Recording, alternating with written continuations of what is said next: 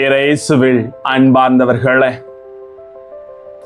எனக்காக மரித்தவர், நமது பாவ கழுவாய்க்காக ஒருவர் மரித்து இன்னுயிரை கொடுத்து நம்மை மீட்டெடுத்திருக்கிற இறைவனுக்கு எனது வாழ்க்கையின் வழியாக எந்த நன்மைகளை நான் செய்து கொண்டிருக்கிறேன், எனக்காக மரித்திருக்கிறார் என்ற உணர்வோடு அவரது கட்டளைகளை பின்பற்றி நான் வாழ முயற்சி எடுக்கிறேனா என்ற சிந்தனைகளை சீர்தூக்கி பார்க்க இன்றைய வார்த்தைகள் நம்மை அழைப்பு விடுக்கிறது. தவக்காலத்திலே இந்த நோன்பின் நாட்களை நாம் இறுதி நாள் என்று நெருங்கி இருக்கிறோம். நாளை முதல் ஆண்டவரது பாடுகளுக்குள் முழுமையாக இணைந்து இந்த புனித வாரத்தை முழுமையாக ஏறெடுத்து சிந்திக்கவும் ஆசிரியப்பெறவும் இருக்கிறோம். எனவே எனக்காக மரித்தவர், அவரது அருளை நான் எப்படி பெற்றுக் கொண்டிருக்கிறேன் என்ற சிந்தனை சீர்தூக்கி பார்க்க வார்த்தை அழைக்கிறது. வார்த்தையோடு பயணம் செய்வோம் வாங்க. Praise the Lord. இயேசுவுக்கே புகழ், இயேசுவுக்கே நன்றி. இறைவனின் அருட்கரமும் அருளாசிரும் உங்களோடும் உங்கள் குடும்பத்தோடும் நிறைவாக தங்கிட உங்களை நான் வாழ்த்துகிறேன். அன்பில் இணையவர்களே, யோவான் 11:50 சொல்லுகிறது, இனம் முழுவதும் அழிந்து போவதை விட ஒரு மனிதன் மட்டும் மக்களுக்காக இறப்பது நல்லது என்பதை நீங்கள் உணரவில்லையா என்று கயப்பா எழுப்பிய ஒரு வார்த்தை. தவக்காலத்தில் 5ஆம் வாரங்களை கடந்து முழுமையாக இந்த 5 வாரங்களை நாம் நிறைவு செய்து நாளை முதல் புனித வாரத்திற்குள் அடியெடுத்து வைக்க இருக்கின்றோம்.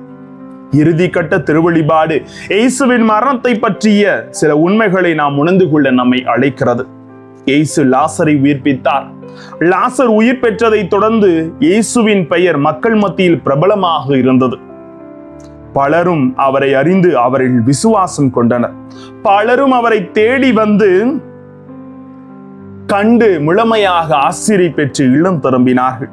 அவரது வார்த்தைகளை கேட்கவும் ஓடோடி வந்தார்கள். இயேசுவுக்கு கிடைத்த இந்த அங்கீகாரத்தை தலைமை சங்கம் ஆபத்தான ஒன்றாக கருதுகின்றனர். காரணம், இந்த மனிதனால் நம்மிடையே கலகம் ஏற்படுமோ? இயேசு ஒருவேளை பிரபலமாகி மக்கள் அவரோடு சேரத் தொடங்கி எல்லோரும் ரோமை அரசுக்கு எதிராக கலகம் செய்ய ஆரம்பிப்பார்களோ என்று ஒரு கூட்டம் அச்சப்படுகிறது. அவ்வாறு கலகம் செய்ய ஆரம்பித்தால் மீண்டும் ரோமை அரசாங்கம் யூதர்களின் ஆளுகை நிர்வாக திறனில் தலையிட வேண்டி இருக்கும். மீண்டும் பெரிய அழிவை இனம் காண இருக்கும் என அவர்கள் பயப்பட்டார்கள். ஆகவே இயேசுவை தொலைத்துவிட ஒன்று கூடி சதி திட்டம் தீட்டுகிறார்கள். அத்தலைமை சங்கம் தலைமை குருக்கள், மறைநூல் அறிஞர்கள், மூப்பர்கள் ஆகியோர்களை உள்ளடக்கியது. இவர்களே யூதர்களின் சமய, கலாச்சார, சமூக நிகழ்வுகளை நிர்வகித்து வந்தவர்கள். இவர்களுக்கென்று தனிப்பட்ட அதிகாரமும் நிர்வாகத்திறனும் கொடுக்கப்பட்டிருந்தது. ஆனால் இவர்கள் இயேசுவின் பிரபலத்தை ஒரு ஆபத்தாக உணர்ந்து அவர் கொல்லப்பட வேண்டும் என்று தீர்மானித்தார்கள். பாத்தீங்களா, ஒரு மனுஷன் நன்மை செய்ய முன்வருகிற பொழுது அவர்களால் நமக்கு இடையூறு இருக்குமோ என்ற ஒரு சிந்தனை மனித உள்ளத்துக்குள் உதிக்கின்ற பொழுது பிறரை கொள்ளுகின்ற நயவஞ்சகம் நம்மில் ஒரு மாற்றத்தை தந்து விடுகிறது என்பார்களே. ஆகவே தான் கயப்பா தன் மக்கள் இனம் முழுவதும் அழிக்கப்பட்டு இருப்பதை விட ஒருவன் மட்டும் அழிவது நலம் என்று இறைவாக்கு உரைத்ததாக வார்த்தை சொல்லுகிறது. ஆனால் இங்கு முழுமையாக இயேசுவின் மரணம் பலரின் மீட்பை கொண்டு வர போகிறது என்பதை அன்று அவர்கள் உணர்ந்து கொள்ளவில்லை. நான் உலகிலிருந்து உயிர்த்தவன், அனைவரையும் என்பால் ஈர்த்துக் கொள்வேன் என்று இயேசு குறிப்பிட்டு சொல்லுகிறார். இயேசுவின் மரணம் பலருடைய மீட்புக்கு விலையாக கொடுக்கப்பட்ட ஈடு என்பதை யோவான் 12:36 சொல்லுகிறது. மாசற்ற இயேசு நம் பாவங்களுக்கு கழுவாய் அவரே, நம் பாவங்களுக்காக மட்டுமே, முழுமையாக நமது பாவங்களுக்காக மட்டுமல்ல, அனைத்துலக பாவங்களுக்கு கழுவாய் அவரே என்பதை 1 யோவான் 2:2 தெளிவாக சொல்கிறார்.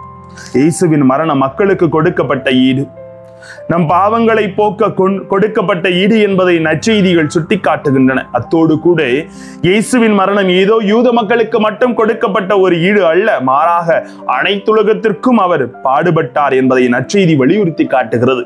இயேசுவின் ரத்தம் எல்லா பாவங்களிலிருந்து மீட்டு அனைவரையும் ஒன்று சேர்க்க வல்லது. பழைய ஏற்பாட்டில் இஸ்ரேல் மக்கள் சிதறி போனார்கள். நாடு கடத்தப்பட்ட பின் முழுமையாக அந்நியர்களால் படையெடுப்புகளின் வழியாக அவர்கள் சிதறடிக்கப்பட்டார்கள். அவர்கள் அனைவரையும் யாவே இறைவன் ஒன்று கூட்டுவார்.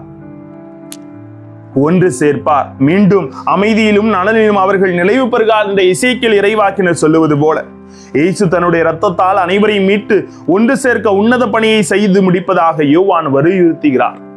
தந்தாய் எல்லோரும் ஒன்றாய் இருப்பார்களாக என்று யோவான் 17:26 சொல்லுவது போல அவர் கூறி ஜெபிப்பதை நாம் பார்க்கிறோம். அந்த ஒன்றாய் இருப்பார்களாக என்ற சொல்லானது இயேசுவின் மரணத்தின் செயலாய் மாறுகிறதை நாம் உணர்ந்து கொள்ள அழைக்கப்படுகிறோம்.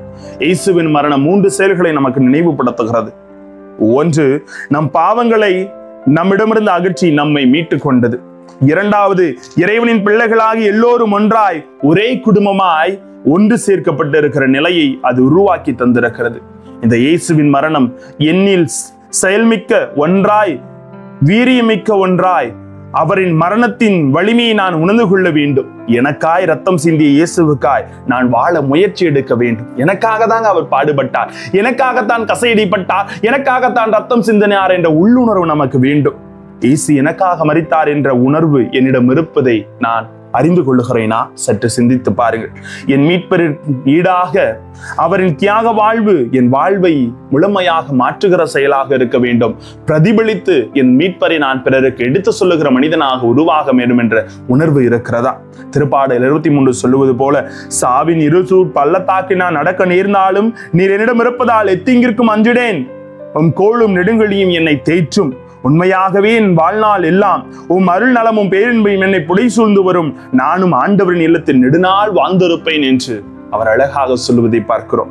எனவே தூய அசசியாரை போன்று இயற்கையோடு இணைந்து ஆண்டவரை ஒவ்வொரு நொடியிலும் புகழ்ந்து எனக்காக மரித்தவர் அவர், என்னை மீட்டுக் கொண்டவர் அவர் என்ற உணர்வோடு வாழ்வோம். ஆசீர் நிச்சயம். ஜெபிப்போமா? அன்பு இறைவா, இதோ உமது புனித வானத்துக்குள் நுழைய இருக்கிற நாங்கள் இதோ இந்த தவ காலத்திலே, நோன்பின் காலத்தில் இறுதி வாரத்தில் 5ஆம் வாரத்தில் இருக்கிற நாங்கள் உமது அன்பை உணர்ந்து கொண்டு நீர் எங்களுக்காக மரித்திருக்கிற என்ற முழு முதலை அறிந்து கொண்டு நீர் எங்களுக்காக எடுத்த அந்த ஜபத்தின் தன்மையை அறிந்து கொண்டு ஒருவர் இன்னொருவரை அன்பு செய்து என்னாலும் உமக்காக நாங்கள் வாழ்ந்திட, அது வார்த்தைக்காக பணிபுரிந்திட எங்களோடு தங்கும்படியாக ஜபிக்கிறோம். எங்களை ஆசீர்வதியும் ஆண்டவரே. பிரைஸ் அல்லாஹ்.